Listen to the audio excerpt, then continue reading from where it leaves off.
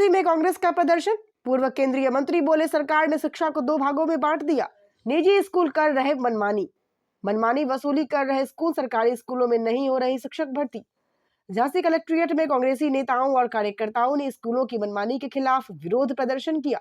इस मौके पर पूर्व केंद्रीय मंत्री प्रदीप जैन आदित्य ने केंद्र सरकार और प्रदेश की योगी सरकार पर भी हमले किए। उन्होंने कहा सरकार ने शिक्षा को 2 भागों में बांट दिया है। निजी स्कूल मनमानी वसूली कर रहे हैं, इसके कारण ही गरीब का बच्चा स्कूल नहीं जा पा रहा है। बोले यदि शिक्षा व्यवस्था में सुधार नहीं किया जाता है तो कांग्रेस बड़ा आंदोलन करेगी। जिलाधिकारी कार्यालय पहुंचे पूर्व केंद्रीय मंत्री प्रदीप जैन आदित्य, जिला अध्यक्ष और नगर अध्यक्ष ने यहां दर्जनों कार्यकर्ताओं के साथ कलेक्ट्रेट में प्रदर्शन किया। उनके साथ उन बच्चों के अभिभावक भी पहुंचे जो निजी या सरकारी स्कूलों में पढ़ रहे हैं। पूर्व केंद्रीय मंत्री ने कहा कांग्रेस सरकार के प्रधानमंत्री डॉक्टर मनमोहन सिंह और सोनिया गांधी ने देश के हर एक वर्ग के बच्चे को शिक्षा प्राप्त करने का अधिकार देते हुए शिक्षा का अधिकार अधिनियम लागू किया था, जिसका मकसद यह था शोषित, वंचित, आदिवासी, दलित और अल्पसंख्यक समुदाय के बच्चों को भी अच्छी शिक्षा मिल सके। लेकिन भाजपा सरकार ने शिक्षा को भी 2 वर्गों में बांट दिया। आज सरकारी स्कूल और निजी स्कूलों में पढ़ाई का स्तर भी अलग कर दिया गया है। पूर्व केंद्रीय मंत्री ने कहा हमारे पास हर दिन बच्चों के अभिभावक आ रहे हैं। निजी स्कूलों द्वारा मनमानी वसूली की जा रही है। बोले किताबें और कॉपियां मनमानी दामों पर बेची जा रही है। कहा कि एक बच्चे की पढ़ाई पर माँ बाप को 10,000 रुपए केवल किताबें और यूनिफॉर्म खरीदने में खर्च करने पड़ रहे हैं। बोले यदि सरकार इस पर अंकुश नहीं लगाती है तो कांग्रेसी कार्यकर्ता आंदोलन जरूर करेंगे। केंद्रीय मंत्री प्रदीप जैन आदित्य ने कहा आज दलित, पिछड़े, आदिवासी, अल्पसंख्यक और वंचित तबके के बच्चों को सरकारी स्कूलों में अच्छी शिक्षा भी नहीं मिल पा रही है। सरकारी स्कूलों में शिक्षकों की भारी कमी है, लेकिन सरकार शिक्षकों की भर्ती ही नहीं कर रही है। युवा पढ़ाई कर घर बैठे हैं। यदि वह सरकार से अपना हक मांगते हैं तो उन पर लाठी चलाई जाती है। जिला नजर न्यूज नेटवर्क के लिए झांसी से कैमरामैन पुष्पेंद्र श्रीवास के साथ जो हम लोग यहाँ उपस्थित हुए हैं, एक्चुअली के जो शासन का शासनादेश है उस शासनादेश का उल्लंघन किया जा रहा है। और जो फीस होना चाहिए 1,500 रुपए मंथली, उससे कई गुना फीस वसूली जा रही है अभिभावकों से।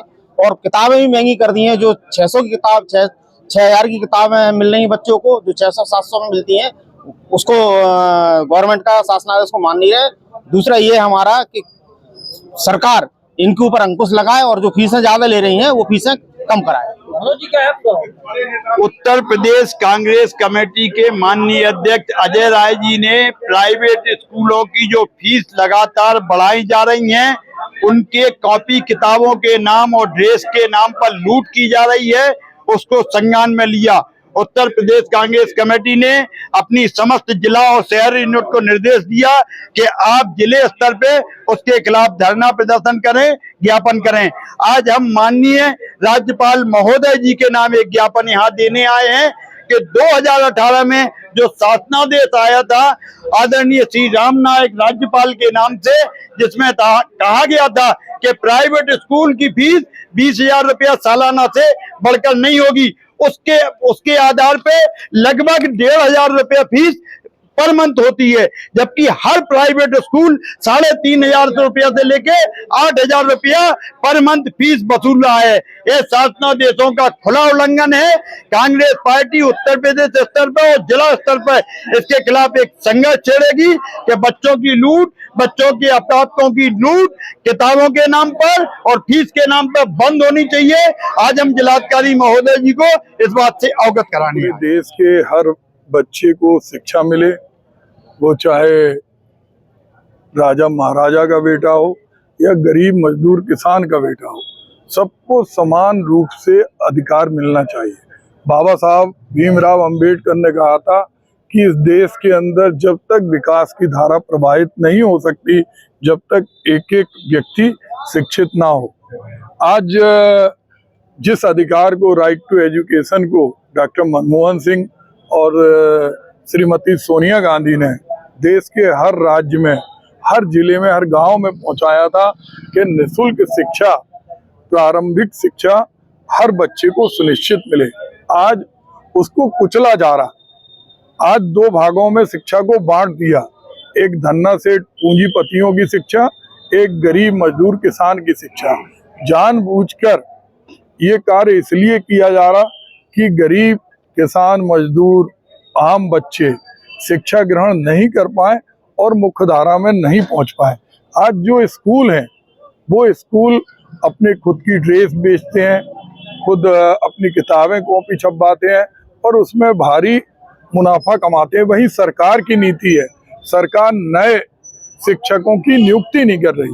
जो प्राथमिक शिक्षा है उसमें पद खाली हैं, पढ़े लिखे लोग जिन्होंने एमएड किया है, जिन्होंने बीटीसी किया है, जिन्होंने बहुत सारे कोर्स किए हैं, आज वो फालतू घरों में बैठे हैं। वहीं दूसरी तरफ उत्तर प्रदेश ऐसा प्रदेश है जहां आज भी 17.5 लाख से ज्यादा बच्चे शिक्षा के अभाव में मजदूरी कर रहे हैं, बाल श्रम कर रहे हैं। दोनों ही अपराध हैं। ऐसे में आज प्रदेश कांग्रेस ने पूरे प्रदेश में एक अभियान चलाया है कि जिस तरह रोजगार का अधिकार है, राइट टू एजुकेशन का अधिकार भी उसी तरह से क्रियान्वयन हो। ये सरकार पूरी तरह से पूंजीपतियों की जेब में बैठी है। इन्हें गरीब बच्चे, मध्यम वर्गीय बच्चे, उनके हितों से कोई मतलब नहीं है। आज जिस तरह से हम देखते हैं बुंदेलखंड के अंदर जो शिक्षण संस्थाएं स्थापित हैं उनमें सरकारी टीचर नहीं है और जो सरकारी टीचर हैं उनको भी वो सुविधाएं नहीं मिल रही। जबकि जब ये कानून बना था तो उस कानून में टीचरों का भी ध्यान रखा गया था, बच्चों का भी ध्यान रखा गया था और राज्य सरकारों से ये अपेक्षा की गई थी कि वो केंद्र से जो बजट मिल रहा उसमें अपने राज्यों से भी बजट जोड़कर सशक्त शिक्षा के लिए, उन्नत भारत के लिए एक योजना को क्रियान्वयन करें। आज हम लोगों ने ज्ञापन दिया और अगर इस पर भी सरकार नहीं चेती तो हम लोग एक बड़ा जन आंदोलन करेंगे और हर गरीब, अल्पसंख्यक, दलित, आदिवासी, पिछड़े बच्चे जो आज शिक्षा के अभाव में छोटे होटलों पे काम कर रहे हैं, जगह जगह यहाँ वहाँ भटक रहे हैं, उनको मुख्य धारा में पहुंचाने का काम करेंगे।